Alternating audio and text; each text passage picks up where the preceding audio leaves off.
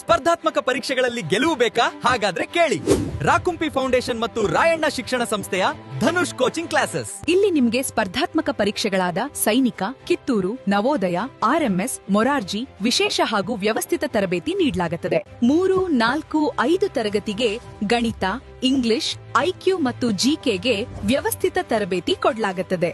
ತರಗತಿಗಳು ಏಪ್ರಿಲ್ 6, 2026ರಿಂದ ಆರಂಭವಾಗಲಿದೆ.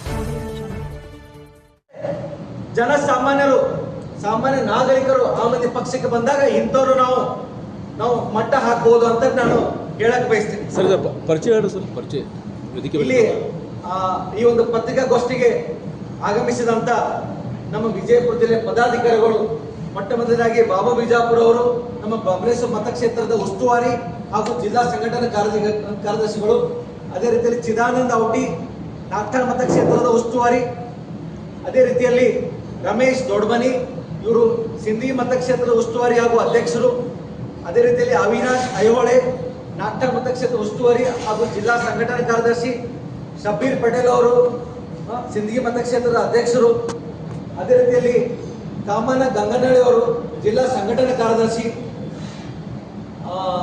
ಲಕ್ಷ್ಮಣ್ ಕಂಬಾಗಿ ಅವರು ಆಮ್ ಆದ್ಮಿ ಪಕ್ಷದ ಹಿರಿಯ ಮುಖಂಡರು.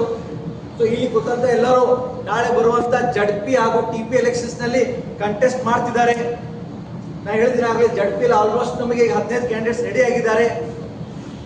ಟಿಪಿ ನಲ್ಲಿ ಕೂಡ 30-35 ಕ್ಯಾಂಡಿಡೇಟ್ಸ್ ರೆಡಿ ಆಗಿದ್ದಾರೆ.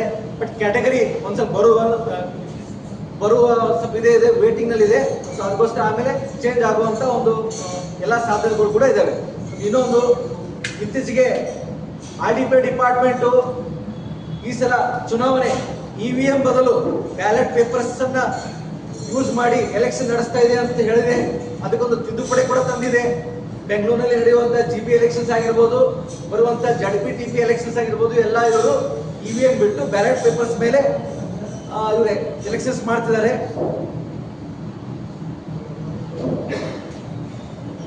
ಸೊ ಈ ನಿಟ್ಟಿನಲ್ಲಿ ಆಮ್ ಆದ್ಮಿ ಪಕ್ಷ ದೆಹಲಿಯಲ್ಲಿ ಮತ್ತೆ ಪಂಜಾಬ್ದಲ್ಲಿ ಮಾಡಿದಂತ ಒಂದು ಜನಪರ ಕೆಲಸ ನಾವಿಲ್ಲಿ ವಿಜಯಪುರದಲ್ಲಿ ಮಾಡಿ ತೋರಿಸ್ತೀವಿ.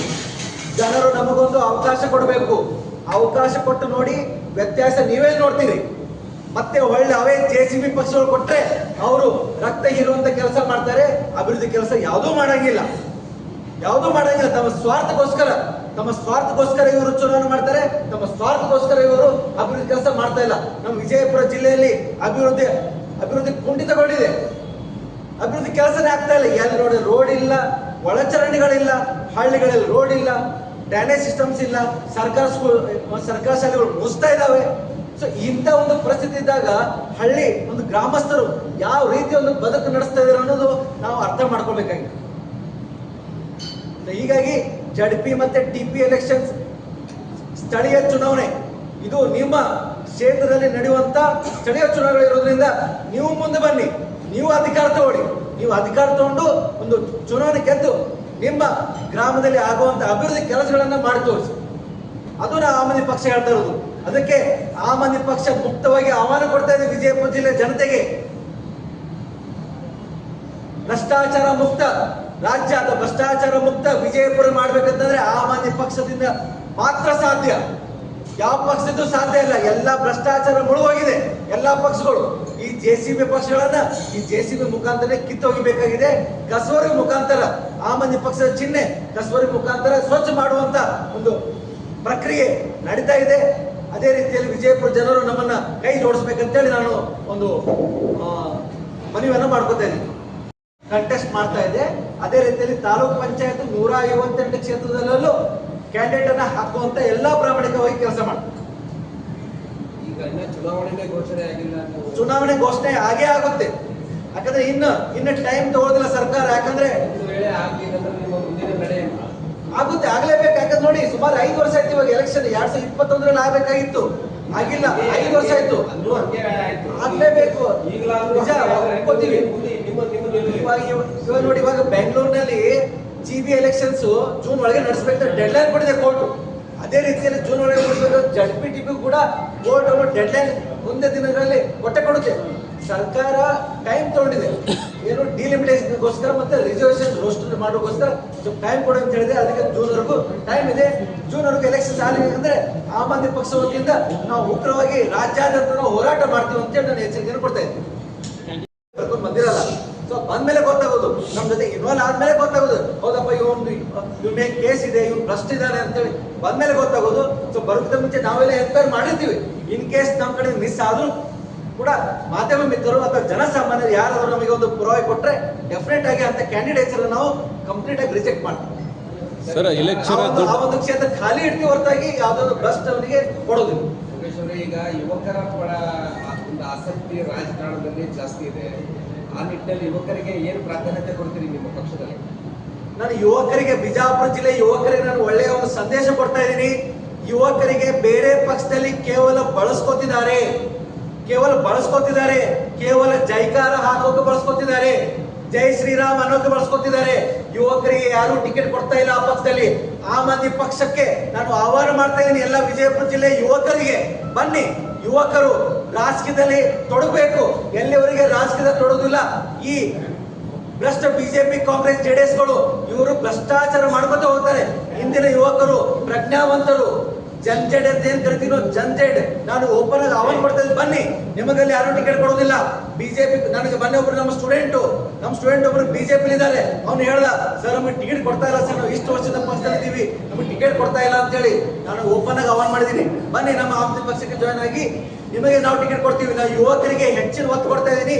ಯುವಕರು ಬಂದ್ರೆ ನಾನು ಯುವಕರಿಗೆ ಹೆಚ್ಚಿನ ಸೀಟ್ ಅಂತ ಕೊಡುವಂತ ಪ್ರಯತ್ನ ಮಾಡ್ತೀನಿ. ಯುವಕರು ನಮ್ಮಲ್ಲಿ ಬರಬೇಕು. ಅಲ್ಲಿ ಹೋದ್ರೆ ಸುಮ್ಮನೆ ಬರೀ ಜೈಕರ್ ಹಾಕೋದ್ರಲ್ಲಿ ನಿಮ್ಮ ಕಾಲಹರಣ ಮಾಡ್ತಾ ಇದ್ದೀರಾ. ನಿಮಗೆ ಯಾರು ಅಲ್ಲ ಬೆಳೆಸುವುದಿಲ್ಲ, ನಿಮಗೆ ಯಾರು ಟಿಕೆಟ್ ಕೂಡ ಕೊಡೋದಿಲ್ಲ ಅಂತ ನಾನು ಹೇಳ್ತಾ ಇದ್ದೀನಿ. ಸರ್ ಎಲೆಕ್ಷನ್ ಐತಲ್ಲ, ಎಲೆಕ್ಷನ್ ದುಡ್ಡಿನ ಮೇಲೆ ನಡೀತೈತಿ. ಎಲೆಕ್ಷನ್ ದುಡ್ಡಿನ ಮೇಲೆ ಮತ್ತು ಹೆಟ್ಟದ ಬೆಲೆ.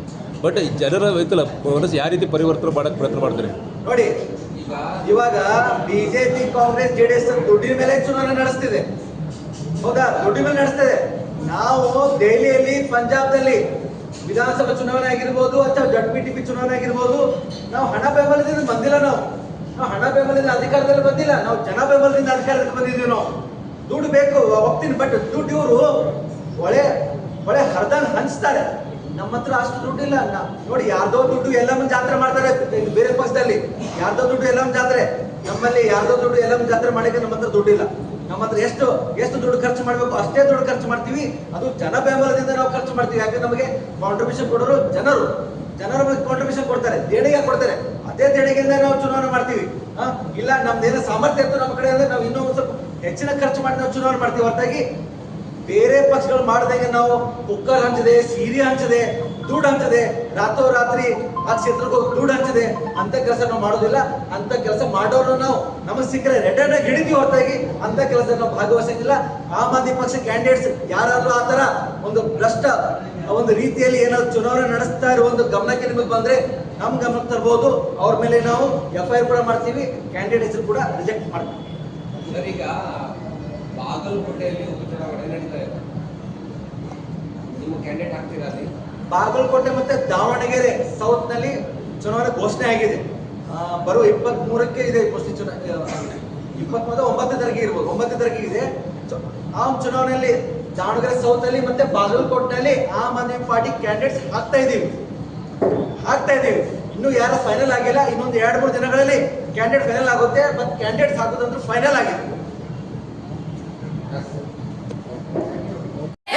ಸ್ಪರ್ಧಾತ್ಮಕ ಪರೀಕ್ಷೆಗಳಲ್ಲಿ ಗೆಲುವು ಬೇಕಾ? ಹಾಗಾದ್ರೆ ಕೇಳಿ, ರಾಕುಂಪಿ ಫೌಂಡೇಶನ್ ಮತ್ತು ರಾಯಣ್ಣ ಶಿಕ್ಷಣ ಸಂಸ್ಥೆಯ ಧನುಷ್ ಕೋಚಿಂಗ್ ಕ್ಲಾಸಸ್. ಇಲ್ಲಿ ನಿಮ್ಗೆ ಸ್ಪರ್ಧಾತ್ಮಕ ಪರೀಕ್ಷೆಗಳಾದ ಸೈನಿಕ, ಕಿತ್ತೂರು, ನವೋದಯ, RMS, ಮೊರಾರ್ಜಿ ವಿಶೇಷ ಹಾಗೂ ವ್ಯವಸ್ಥಿತ ತರಬೇತಿ ನೀಡಲಾಗುತ್ತದೆ.